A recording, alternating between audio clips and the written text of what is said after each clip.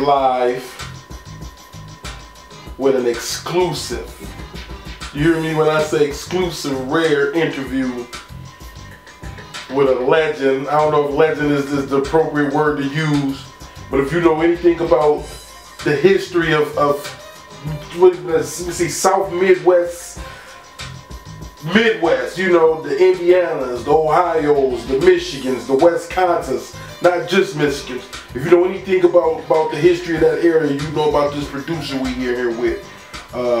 Many accomplishments in his career, probably 30, 35 plus years, if not more, in the music. Ladies and gentlemen, I want to introduce you, the one and only Rich Lee. What's up, Kazoo? Midwest, stand up. What's up, man? First of all, it's an honor.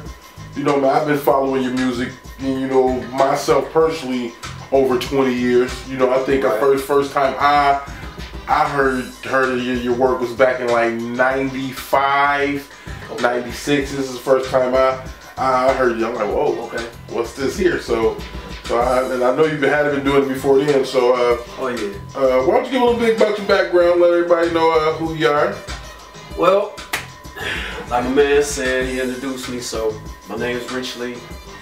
Kind of like the best kept secret now, since times have changed. You know, started out as a DJ, got into techno music a little bit, just kind of skyrocketed from there. I love music. It's what I do. It's what I live. So, but that's basically like, you know, just the forefront of it. I work with a lot of artists in Kalamazoo and abroad, like Indiana, Chicago. I did work with Gangsta Knot, Northside Mafia for back in the day. Edo, did work with him.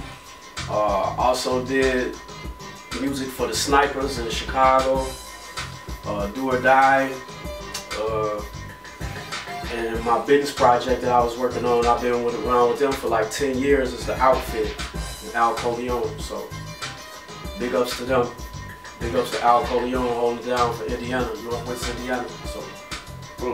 Now, let me ask you this: what got you into music? Do you come from a musical background as far as your family?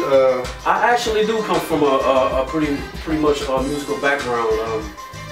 My mom's side of the family, we had a couple gospel singers. A couple of my cousins that you know, we grew up in church. They sing, were pretty good. Actually, one of my cousins almost had a deal with the Winans a long time ago. Everybody knows her around here. Her name's Pat McMillan. And then on my stepfather's side of the family, his father ran a record company. So the music was always there. It was always around. You know, my mom and my father was real in tune with music. They listened to music every day. My stepfather had me listening to all kinds of music. Anything from Howlin' Wolf to Bob Seger to Jimi Hendrix to James Brown.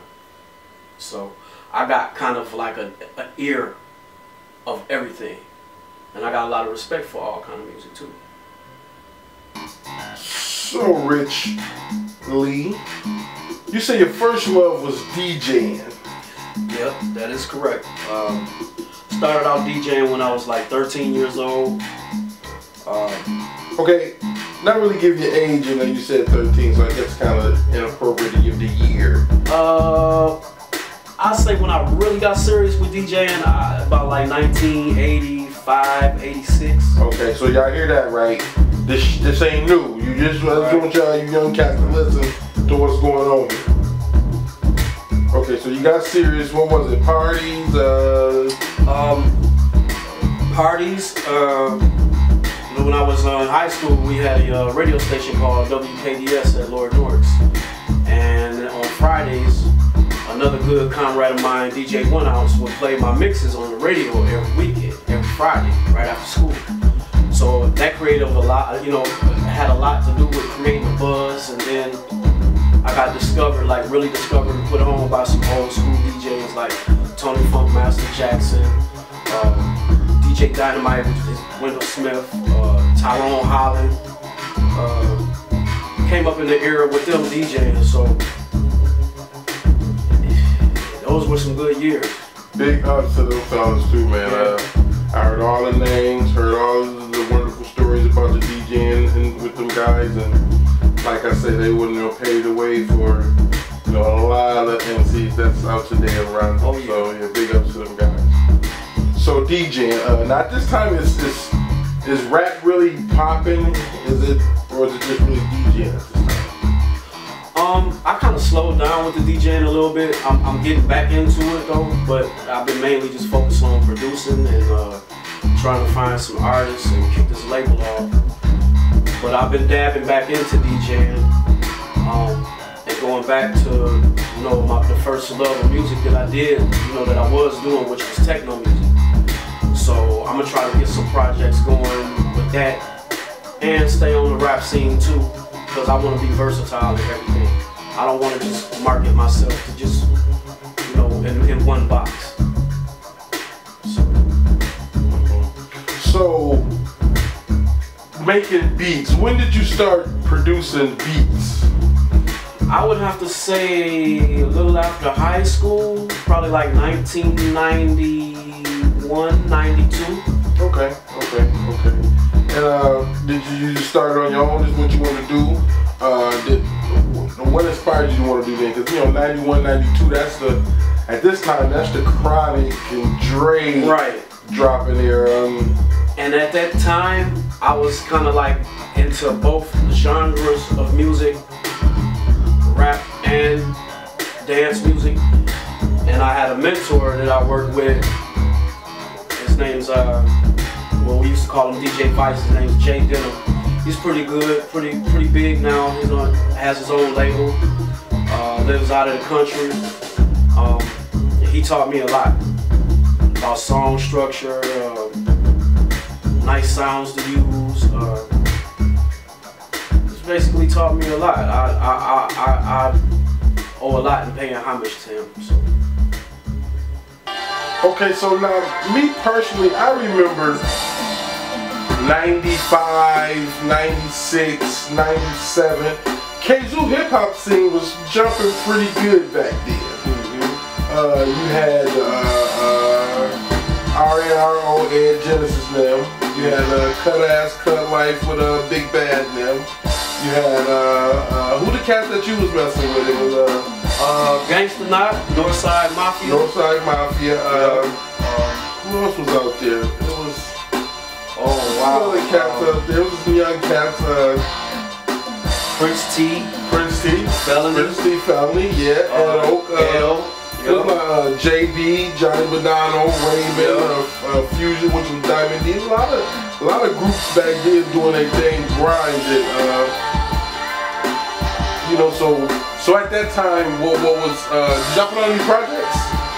Yeah, we did a project, quite a few projects for Northside Mafia. Did at least, I think when I was messing around with them, I want to say we did like 3 albums. And then we did quite a few shows. We opened up for Do or Die one time. I remember up at Western. Yeah, it was more like like an act instead of just getting on stage and just with a DJ and busting a rhyme. We had dancers. We had the whole thing. So, like I said, the scene was popping 94, 95, 96, and 97ish. It was a time where you left Kazoo scene, right? Yeah, I left, and I think I was gone for like 13 years. Oh wow. Yeah. So where did you go?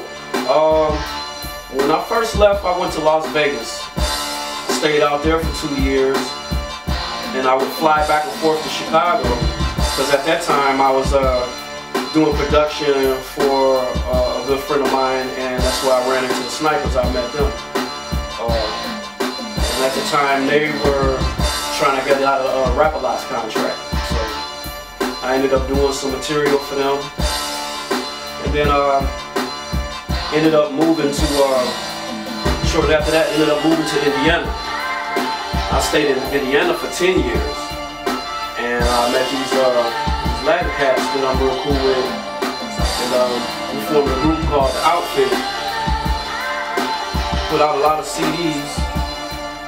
This is like, it's like the second one. The first one I got a copy of. I don't think I had it here with me, but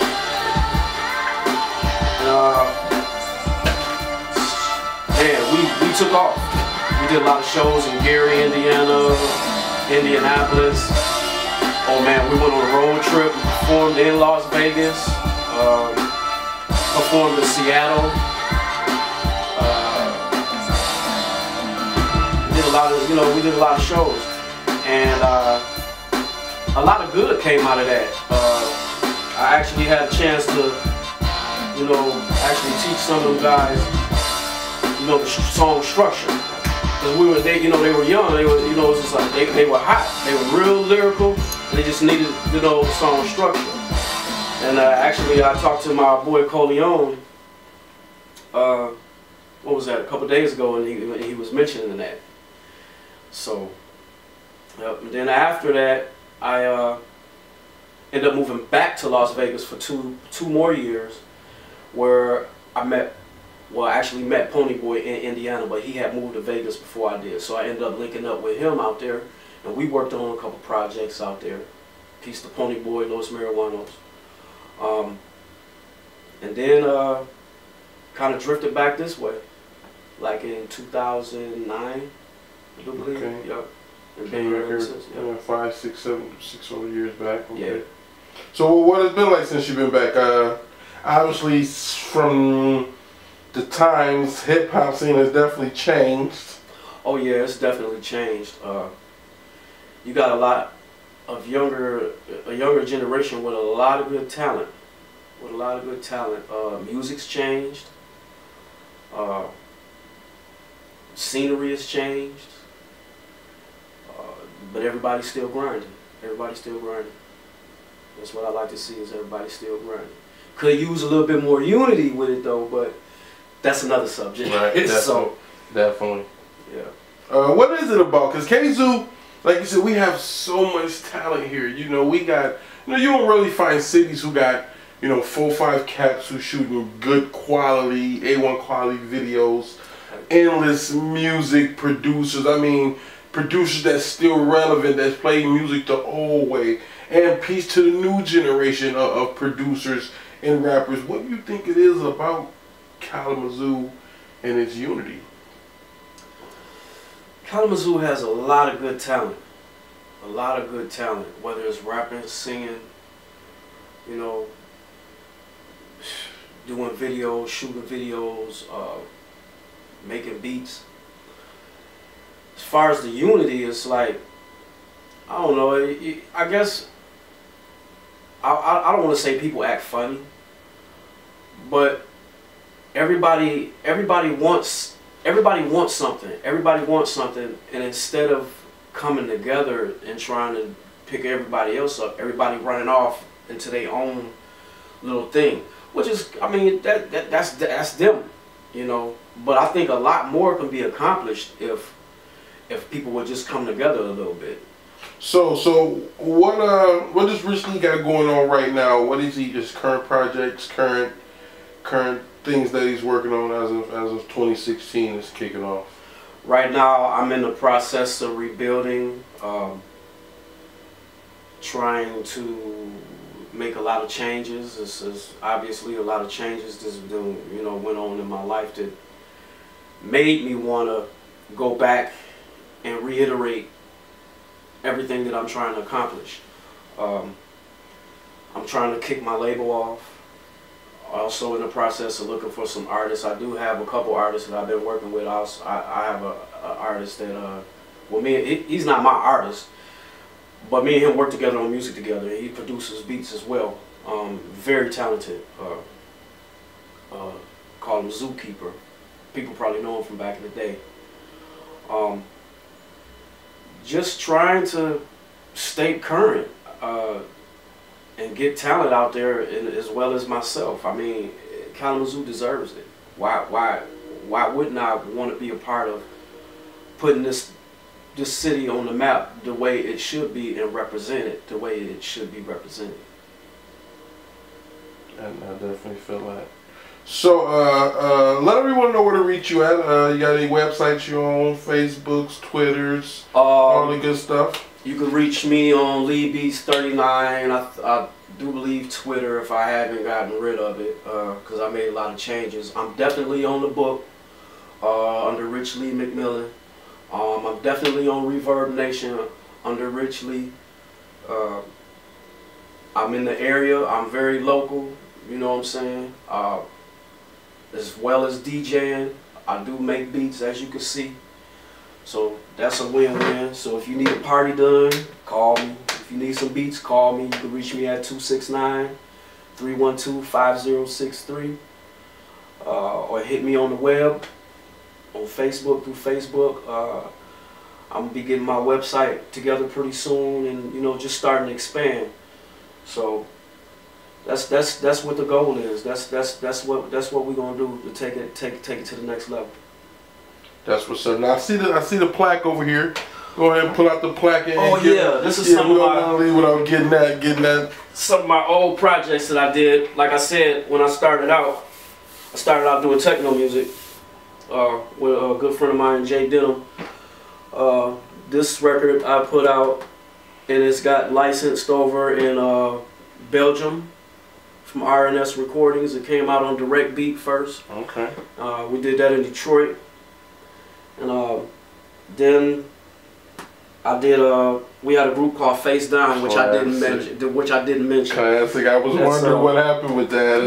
My younger brother, my cousin Suicide, and my boy Bullet, and DJ 1 Ounce, we put this out some years ago.